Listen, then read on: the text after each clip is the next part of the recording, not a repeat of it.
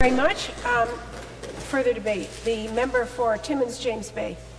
Well, Madam Speaker, I'm glad to get an opportunity to get a few minutes on this particular motion, and I just want for people who are tuning in to understand what it is that we're debating, along with our guests that are here in the gallery, because you're wondering, what is this all about? It's real simple. The Government of Ontario has decided that they want to blend the two sales tax together. There's a federal GST that's administered by the federal government, and the province of Ontario has what we call the PST, the provincial sales tax. And the McGuinty government has decided they want to blend those two taxes together so that the federal government collects one tax rather than two, but the net effect is you'll be paying more tax because many services that were not, and goods that were not covered under the PST that were exempt are now going to be having to pay taxes because we're going to follow the GST rules. So that's what this debate is about, but the ancillary part of the debate is, how does it affect our First Nations? In Ontario, when Ontario ran its own PST system, as we do now, if you're a First Nations member and you show up in a store somewhere in Ontario and you have a status card, you get what's called a point-of-sale exemption. You walk into the store and you buy a pen, you buy a car, you buy whatever it might be. If you have a status card, you get a point-of-sale exemption. Then it's up to the Ministry of Finance and it's up to the vendor to ensure that, in fact, that particular service, or that particular good, I should say, that is being bought is actually going on reserve. So that's what this is all about. This is about the point-of-sale exemption. The problem is the McGuinty government, in its haste to make a deal in order to put the HST blended with the PST to bring it all together, forgot to make sure that we protected the interest of First Nations.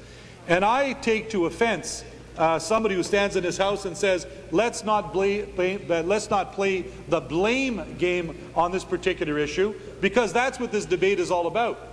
This is about a provincial government who says, not my fault, it's the federal government rules that governs this issue, and there's nothing I could have done when I negotiated with the federal government, and I'm absolved of any responsibility, and it's Flaherty's fault. That's effectively what this debate is all about. So it's pretty rich when we have members of this House stand up and say, I stand for First Nations and I think this is all about blame game. This whole debate is about the blame game. This whole mess is about the blame game. If this provincial government under Dalton McGuinty believed that there should be a new relationship with First Nations, as I do, as Andrea Horvath does, as Michael Prue and my colleagues do, then it was up to this provincial government to say at the beginning of the negotiations, by the way, there is a point-of-sale exemption in the province of Ontario, and we want to ensure that that point-of-sale exemption maintains once we blend the two taxes together into the HST. Well, I know Madame Elliott knows what Mr. Flaherty would have done. She knows him well. And I know him well because I served in his house with Mr. Flaherty for years. If he wanted to have the blended HST bad enough, he would have said, okay, Ontario, let's sit down and talk about this. And let's come to some kind of an agreement. I know Mr. Flaherty not to be an unreasonable person, but the provincial government didn't put this on the table. That's the problem. And when they found out they had a problem is when First Nations finally clued into, hold it a second, HST, does that mean to say like we got a deal like with the GST? Does that mean to say we lose our point-of-sale exemption? And they started raising questions with the government and raising questions with me as the critic and other members of the opposition. We confirmed, in fact, that what it meant, that the failure of the McGuinty government to negotiate the exemption in the first place put us in this situation. So once the negotiations was over, the provincial government says, well, the easy way to do this is blame game. Let's play the blame game, says Mr. McGuinty. Let's point our finger to the federal government and say it's all their fault. Let's work with you, First Nations. We love you, says the McGuinty government. Come close so I can hug you and love you and tell you the things that I want to tell you. Whisper in your ear how much I love you and I want a new relationship. But it's all the federal government's fault. That's effectively what this is all about. Are we going to vote for this motion? Absolutely. Why wouldn't we? I would imagine the Conservatives are going to vote for it, because we believe there should be a point-of-sale exemption. And if this is a mechanism by which you get a point-of-sale exemption, so be it. But the point is, this is all about the blame game. This is about the McGuinty government who did not do its job at the beginning. Listen, my friends, if you're out negotiating the sale of your house and you want to have a condition in the offer of purchase, either in the sale or the purchase, do you not put it in at the beginning? Do you not instruct your real estate agent to say, by the way, I'm buying my neighbor's house, or I'm buying this house that I want to buy, and my condition of purchase is I want the water softener to come with it, or I want the curtains left on the wall, or whatever it might be? You don't go out and buy a house, not put conditions in the offer of purchase, and then once the deal is over say, oh, by the way, I forgot to say I wanted the curtains, so I want them for free. Because I can tell you what I would do as a person selling it. I'd say, well, it was up to you to put it in the offer of purchase. It's the same thing when it comes to this particular issue. Where was the McGuinty government at the very beginning when they negotiated the HST merger with the PST? They forgot. That's exactly what happened, which brings me to the point. What about this new relationship we're going to do with First Nations?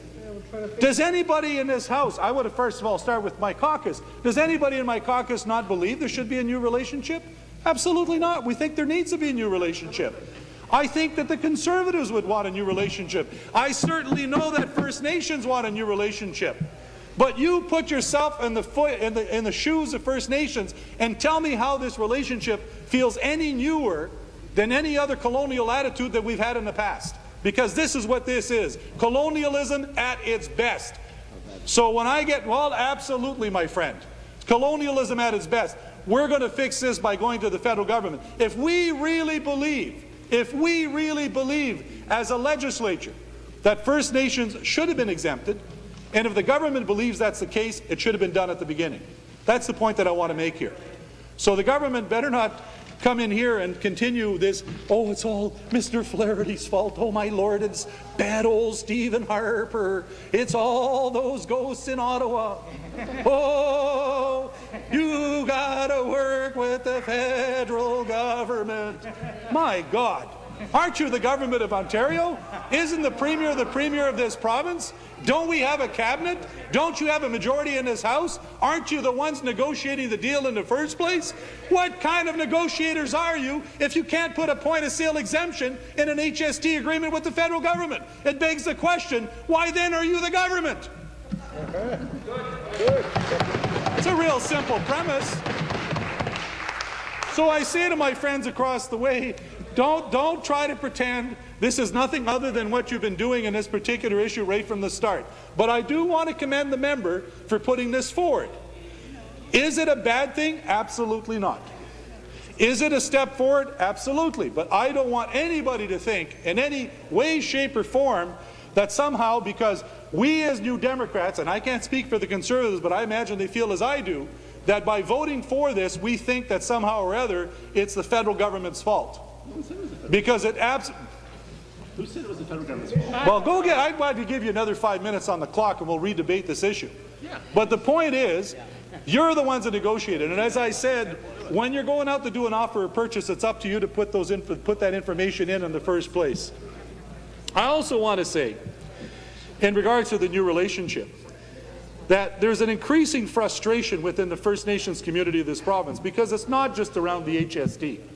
You know, we know, and we're going to see come July the 1st, all kinds of blockades around this province as a result of First Nations protests towards the HST. They are going to. They are going to. I don't condone it. No. Understand what I'm saying, Minister of Revenue. I'm not condoning it. That's not my point. My point is, we are seeing an increased amount of frustration on the part of First Nations with this issue.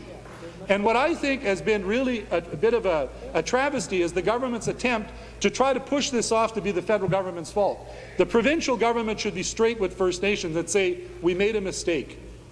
We either did not negotiate strong enough or we completely forgot to put this exemption in. We accept our responsibility as a province and we will work with you to get the exemption. And you could make it a condition of the HST being implemented in this province. From the perspective of the First Nations, they are hopeful. We are so fortunate in this province. We are so fortunate in this province that the First Nations people are infinitely more wise and infinitely more patient than we are. Because if you look at what's been happening in those communities for many years, there's always somebody that comes along and says, you know, there's going to be a new relationship and we'll do things better. But as we continue to look at the conditions in our First Nations, they are no better today than they were many years ago. I've been a member of this Assembly for 20 years, and I got to tell you, it's been pretty slow progress in First Nations. We're still living in houses with 20 and 25 people. We're still living in houses that have mold in them. We still have school that we're sending our kids to that have mold in them and are inadequate and unfit for children to learn in. We have hardly any kind of infrastructure in communities when it comes to roads and pavement.